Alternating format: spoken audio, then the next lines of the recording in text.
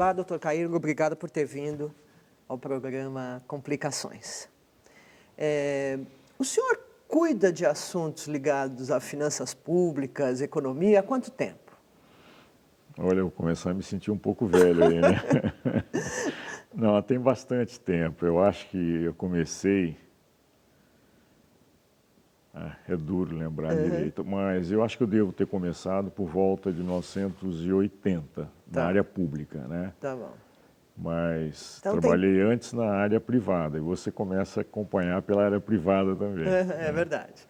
Então, a economia brasileira sofreu transformações ao longo desses anos. Né? Cresceu mais, cresceu menos, estabilizou, etc. O que o senhor acha que hoje é a maior complicação da economia brasileira? O que é o problema maior, talvez, para que o desenvolvimento econômico se dê? Olha, citando apenas uma, né? Eu acho que o medo da inflação é o principal problema brasileiro. Tá bom. Ela tem paralisado a ação do governo em termos de crescimento econômico. Ela induz uma prática de juros absurdamente elevados em comparação internacional. Ela gera especulação internacional em cima do real, né? Ela cria um rombo monstruoso nas contas públicas, enfim.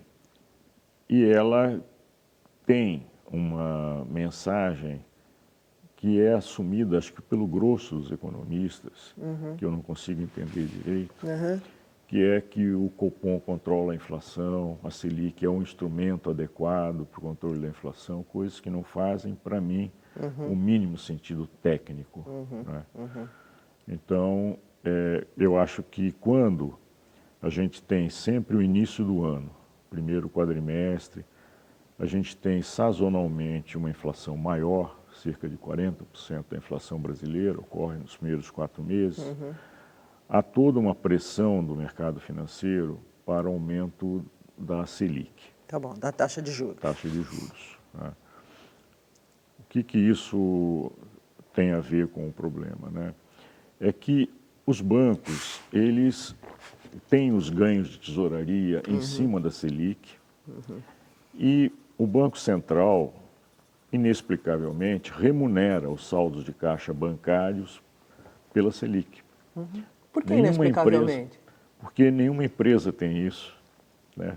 Entendi. Aí vale até a pena criar uma empresa só para ter os saldos de caixa dela, né, remunerados pela Selic. Quer dizer, isso é uma anomalia na economia brasileira. O senhor está dizendo que fora do setor financeiro, os saldos de caixa não são remunerados? Não são remunerados, eles são saldos de caixa, como dos nossos, né?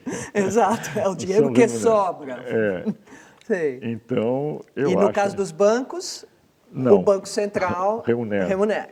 O Banco Central faz essa remuneração, que é uma coisa que sangra o Tesouro Nacional, né?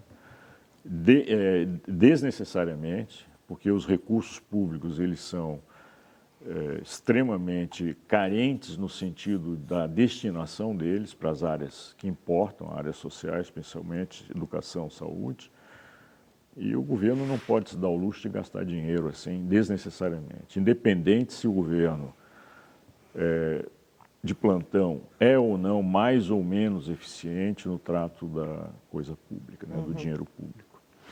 Amir, você falou, o senhor começou dizendo que o problema é o medo da inflação. E depois você foi dizendo da inflação. Mas o medo da inflação também atrapalha?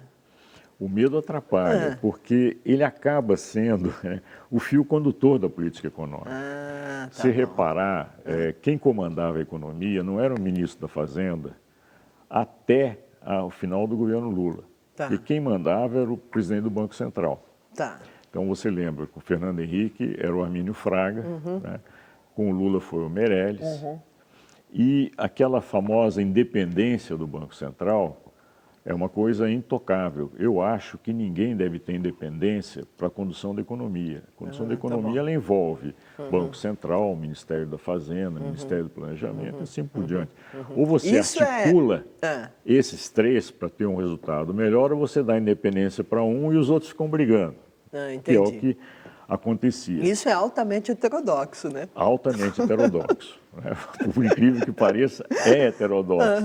Quer dizer, é uma tese ortodoxa, mas heterodoxa. Né? Então, eu acho assim, que a Dilma, nesse ponto, ela inovou. Talvez ela tenha feito isso porque ela conhece mais economia do que Fernando Henrique na época e Lula, que não eram da área econômica. Então, ela está centralizando a área econômica e ela se reúne com o Guido Mantega e com o Alexandre Tombini, que é o também do Banco houve Central. opinião de outros economistas de fora do governo. Eu acho que a melhor política é quando você procura articular da melhor maneira possível os problemas e não deixa que haja briga nas equipes. Porque essas brigas, elas desgastam a imagem do governo, ela cria um clima desfavorável que desce do primeiro para o segundo, para o terceiro escalão, entende? É muito complicado. Mas então você falou uma série de problemas que o medo da inflação e a inflação trazem para a economia. Então eu queria ir um por um. Você disse que ela faz um rombo nas contas públicas. Eu vou explicar um pouco melhor. Como sempre se achou que a Selic controla a inflação, o Brasil foi um país que há muitos anos pratica uma Selic completamente fora do padrão internacional. Tá bom. Então, raros são os meses, nas comparações internacionais, que o Brasil deixou de figurar como o país de maior taxa básica de juros. O que acontece com isso? Você cria uma despesa com juros no governo federal astronômica, né? E essa despesa é uma barreira ao governo para ter recursos disponíveis para as finalidades que a Constituição estabelece a ele, Tá bom. na área social, na infraestrutura, compreende? Então, o Brasil torra dinheiro até hoje com taxa de juros básica desnecessariamente, porque se controlasse a inflação, já teria controlado há muito tempo, porque ela é muito alta, ainda é alta, hoje ela é a quarta Quer dizer, do se mundo. Selic controlasse a inflação estaria controlada. Estaria controlada. E você acha entende? que não está controlada? Ela está e não está, porque a inflação ela é um fenômeno mais externo do que interno. Por que eu falo isso? Porque quando as commodities assumem um crescimento de preço, isso contamina o mundo todo. Tá. Especialmente petróleo, por exemplo, que encarece o diesel, o óleo diesel, que é o transporte de carga, transporte coletivo. Os alimentos todos, eles passam também a ficar tensionados, porque os preços internacionais dos alimentos ficam altos, e isso repercute na inflação. Então, a inflação, no meu ponto de vista, com a globalização, o principal componente dela, que são os produtos comercializáveis, eles têm preços internacionais. Então, quando você quer aumentar um preço aqui internamente, o preço do produto importado não deixa você aumentar. Tá bom. Então, a dona de casa vai num supermercado, ela olha, compara, vê que aquele produto que ela comprava está subindo, ela vê um outro ao lado, vai experimentar. Compreende? Às vezes pega um produto de melhor qualidade, melhor preço, entende? Então, Mas isso combate a inflação. Combate, esse é o combate da inflação que eu acho... Nos bens comercializáveis. Bom, os bens comercializáveis. O que escapa do controle são os serviços. Exatamente. Né? Os serviços estão ligados ao crescimento da economia, aos salários, à massa salarial, né, fundamentalmente. E outro componente, que representam uns 30% da inflação, são os preços chamados monitorados, que, por exemplo, é o preço da gasolina, entendeu? Dessas coisas. Que são esses que o governo está tentando... coletivo, isso. Está tentando controlar. Uma coisa que parece um filme que já passou bem antigo. E o interessante, Mônica, é que esses preços monitorados, eles estão crescendo abaixo da inflação há mais ou menos uns 5 anos. Pois é. Então, eles contribuem para segurar a inflação. Pois é. Os serviços para subir a inflação. E os preços internacionais ao sabor do mercado, compreende? No meio dessa história, o que o Banco Central faz com a Selic? Nada, ele não altera absolutamente nada. Porque você está dizendo que juros não tem nada a ver com nenhum desses três. Por duas três. razões simples, bem simples de entender. pelo seguinte, nos países onde você tem uma distância entre a taxa básica e a taxa ao tomador, a quem vai pedir o crédito, a distância é pequena, 3 a 5 pontos. No Brasil, essa distância é imensa. Quanto? Ela chega, às vezes, a 30 pontos, entende? Uau. Varia, já foi mais e agora está um pouco menos.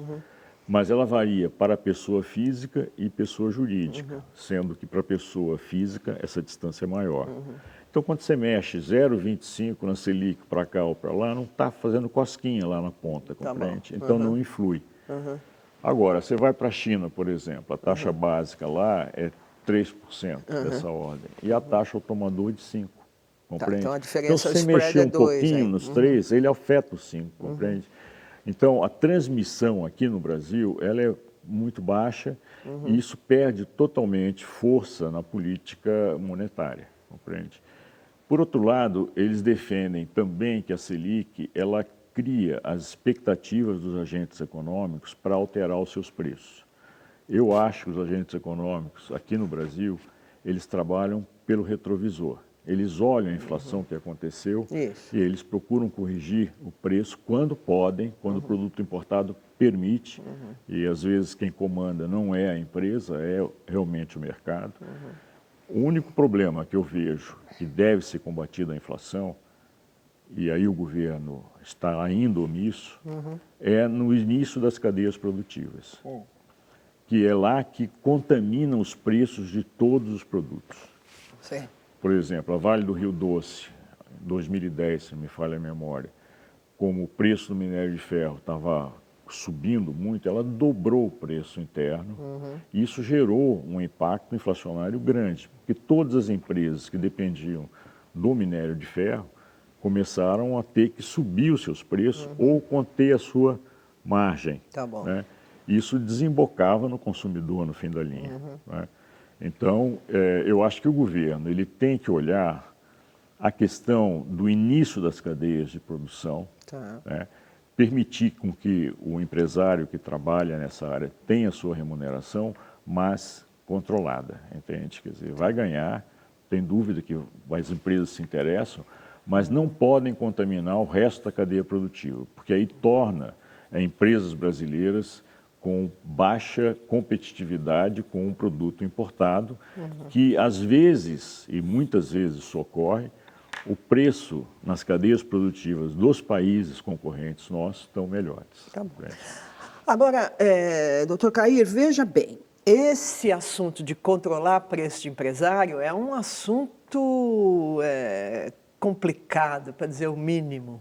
E uma das questões que se ouve o empresariado dizer que não gosta no atual governo é a tentativa de controlar margens, taxas de retorno, etc. Como é que o senhor acha que o setor privado receberia medidas como essa aqui? Olha, depende A Vale, por exemplo, não tem tanto problema, porque ela é bastante controlada, a Vale. A Vale, é bastante controlada, né? Sim. Porque ela, o board dela tem muita influência do governo, correto. Né? Eu acho assim, depende da forma como o governo se comunica. Sim. Isso é muito importante. Eu acho que às vezes o governo não se comunica adequadamente. Porque você não vai controlar todas as empresas. Isso não faz o mínimo sentido. Quer dizer, simplesmente você abole o mercado. Não existe o mercado, então o governo controla. Como isso não é real, eu acho que para 98%, 99% dos produtos, o próprio mercado controla. Ou o mercado aqui, ou o produto importado. De fora. Por esse então, método. com relação a isso, o governo não pode e não deve entrar.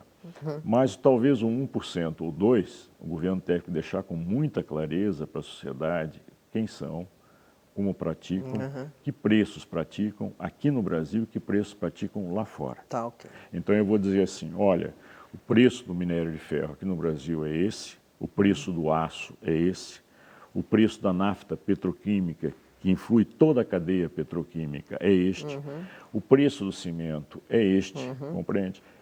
Essa comunicação à sociedade falta, compreende? Esses dados o governo dispõe para comparar o Brasil com outros países. E quando você começa a fazer isso, você põe o foco no problema central. Você não perde pelo fato de espalhar e achar que vai controlar todos os preços, compreende? Você Entendi. isola o problema. Tá bom. Falta ao governo saber claramente colocar as coisas nesse sentido. E não é uma perseguição ao empresário. É simplesmente o empresário não tem o direito de contaminar a cadeia produtiva dele. Ele tem que ganhar o dinheiro dele, ele já tem a proteção alfandegária, porque esse produto de cimento, por exemplo, se for importar o cimento de um outro país, ele vai ter que ter um custo enorme de frete, que vai ser mais alto que o próprio preço da matéria-prima do cimento, compreende? Então, quando chega aqui, ainda tem o imposto de importação, e o preço que for internalizado aqui do cimento, ele vai ser bem mais alto do que o preço aqui. Mas qual é o preço do cimento no país de origem? Entende? Entendi. E qual é o preço do cimento aqui no Brasil? Tá bom. Compreende? Tá. Esse tipo de comparação. Tá bom. O senhor também disse no começo que o medo da inflação ou a inflação põe uma espécie de um limite para o crescimento. É verdade. Foi isso que o senhor disse? Sim, é isso mesmo. Eu não colocaria como limite, mas é um complicador, né? Tá Nós bom. estamos falando de complicações, Isso, ele é um complicador, né? Eu vejo que quando você foca só a inflação e o teu poder de comando da inflação, como eu falei no começo, ele é reduzido, ele se aplica apenas à área de serviços, fundamentalmente, você fica como? O serviço representa cerca de 25% do IPCA. Tá bom. Então, você faz uma política para os 25%, compreende? Qual é a política para os 25%? Reduzir o consumo. Então, tentar elevar a Selic, mas não no nível de 1%, 2%, elevar a Selic mesmo, como era na época do Armínio Fraga, chegou a 45% a Selic. Mas, eu digo assim, se você quer controlar a inflação pelos serviços, você estaria estrangulando a economia, como alguns economistas já estão colocando, tá bem. Né, que para segurar a inflação você tem que aumentar o desemprego, para com isso reduzir os reajustes salariais dos trabalhadores e assim por diante. Isso para mim é a destruição da economia, né? Então, alguns defendem isso, e você, eu já ouvi os últimos artigos que eu li agora no domingo, muitos estão falando em subir 4, 5 pontos na Selic. Entende? Não o que o mercado está colocando, mercado financeiro, 1,5 ponto, 2 tal, mas 5 pontos, 6 pontos, entendeu? Botar a Selic mesmo forte. Isso vai dar um rombo nas contas públicas enorme, vai dar uma especulação internacional fortíssima em cima do real, uma retirada de dólares no fim das contas, por aqueles que aplicam internacionalmente, pegam a custo zero e ganham aqui a Selic, compreende? E assim vai. Quer dizer, seria um perigo muito grande se você focar a inflação naquilo que é os 25%. A inflação no Brasil hoje, ela está complicada pelos alimentos. Você pega hoje, que saiu, acho que é 14%, 70%, né? Eles deram 30% nos últimos meses, os alimentos. Mas acho que no ano está dando uma coisa entre 12% e 14%. Nesse ano, sim. Mas nos 12 meses, eles fizeram uma matéria hoje, que saiu no Valor Econômico, eles chegaram a cerca de 30, 36, não me lembro exatamente o número, muito alto em relação aos 6, da inflação média. Então, o que eu vejo é assim, como é que você combate a inflação de alimentos, né? Se os preços internacionais dos alimentos estão altos, os preços aqui também são altos, compreende? Porque o exportador, ele regula aquilo que ele exporta, né? Ele vai querer ter a margem dele também no mercado interno. Então, mesmo com uma safra forte, se internacionalmente você não tiver muita oferta de alimentos, eles se mantiverem em nível alto, nós vamos ter inflação de alimentos, sim.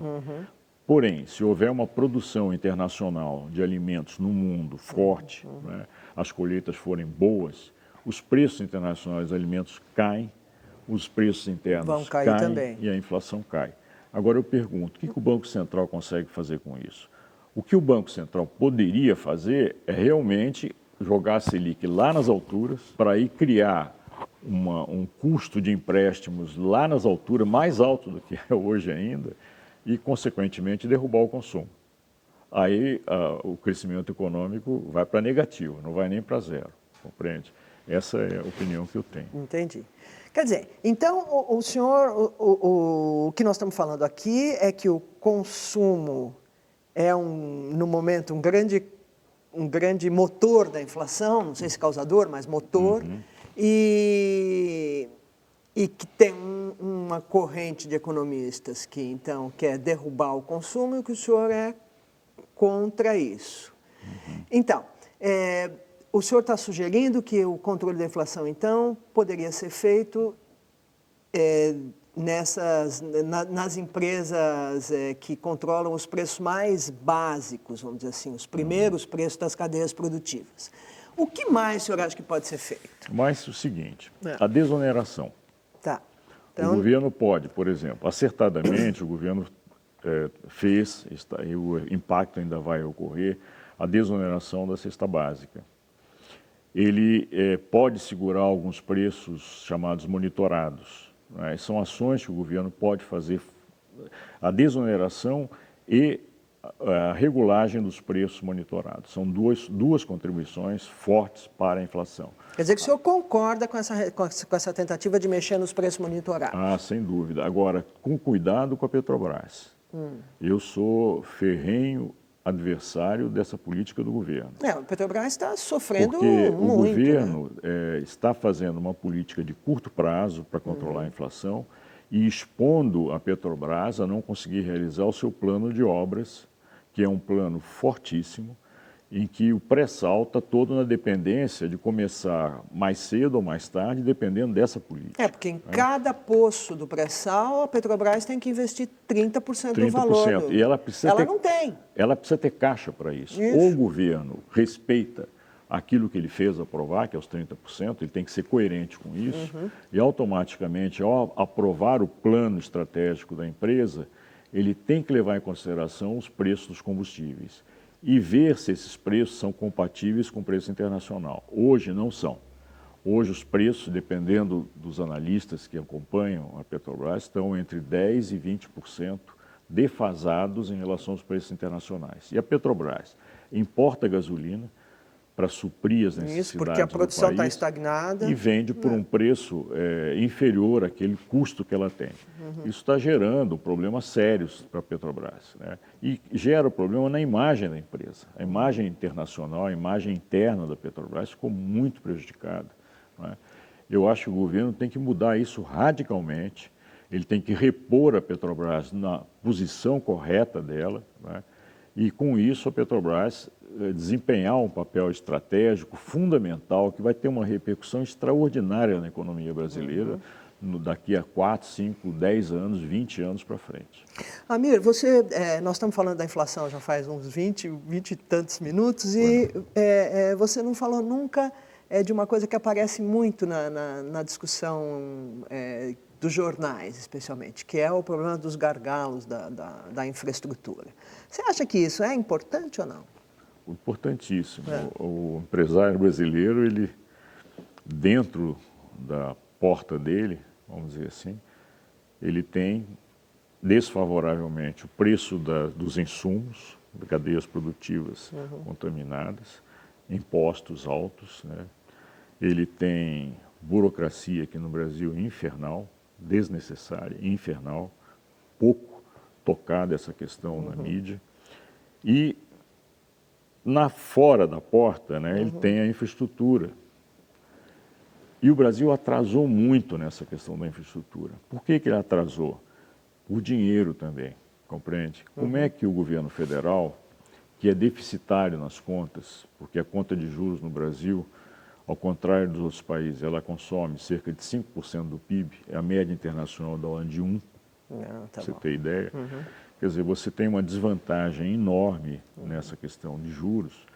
Como é que o Brasil, com um governo federal deficitário, consegue investir em infraestrutura? Compreende? Então, essa questão da infraestrutura sempre foi deixada de lado. Não é este governo, não é o anterior, nem os anteriores. É uma questão que perdura, não é? Alguns fazem análise assim, mas no ano tal houve um investimento maior um pouco, mas assim, pontos fora da curva. a tendência natural, o resultado dessas questões de investimento... É deixar isso para o próximo. E pior, essa é uma crítica que eu tenho. Fazer investimento pelo governo, não importa se o governo chama-se A, B, C ou D, tá? Seja federal, estadual ou municipal, quando é uma obra grande, você fica na mão de 4 a 5 grandes empreiteiras. Verdade. E os preços não são bons, compreende? Então, o investimento público, ele torna-se caríssimo, né? Independente se tem ou não tem desvios. Tá? Então, eu acho assim, que quando você quer fazer um investimento de interesse público, eu acho melhor você fazer através do setor privado, com regras muito claras, porém com uma diferença: controle. O que os governos anteriores fizeram, e eu não sei se esse está fazendo ou não, é ao passar para o setor privado responsabilidades de impacto público, de interesse público, você tem que ter um contrato. Em geral, os contratos são muito bem feitos, porém, fica no papel, porque o governo não está equipado normalmente para fiscalizar o contrato e fazer com que a empresa cumpra o contrato, né? Esse cumprimento do contrato garante à empresa que ela tenha a remuneração adequada conforme previsto originalmente, mas não mais nem menos, compreende? Esse tipo de controle fino, esse tipo de ação do governo na defesa do dinheiro público, porque é dinheiro nosso, ela falta no Brasil. Então, mas aí toca num outro problema, né? Que é, vamos dizer, a qualidade do serviço público em geral, não é isso? Sim, quer dizer, isso implicaria numa ação, numa iniciativa ao longo de governos de efetivamente qualificar, talvez diminuir o tamanho do funcionalismo, etc. Isso o senhor acha que este governo ou o governo anterior, os governos do PT, estão fazendo? Olha, eu acho que não só os governos do PT estão fazendo pouco, como todos fazem pouco. Aí não tem coloração partidária. Porque o que a gente vê é uma... O que eu acho é assim, o dinheiro público, ele é nosso, quer dizer, público. Consequentemente, toda prestação de serviços na área de educação, de saúde, deveria ser a melhor possível e imaginária. E a gente tem que cobrar, não que o governo passe ao setor privado, que tem outros interesses, não de prestação de serviço, mas de lucro. Isso. É o DNA do setor privado. Então, não adianta querer que o setor privado seja bonzinho. Agora, o governo tem que ter eficiência na alocação do recurso público, ele tem que ter competência, ele tem que ter clareza, ele tem que ter acompanhamento, sabe? Isso falta e falta muito. Então, você tem recursos, às vezes, bons para a área, às vezes não, mas muitas vezes bons, mas mal geridos. Então, você não tem ainda no Brasil um Estado representando, de fato, o interesse coletivo. Essa é a minha crítica. Mas não é, sabendo disso, pegando tudo que é do Estado e passando para o setor privado. Tem que cobrar do Estado, e eu acho que essa é a linha que deve nortear politicamente o governo. Amir Caid, muito obrigado pela entrevista, obrigado por seus pensamentos. Ok, eu que agradeço. Obrigado.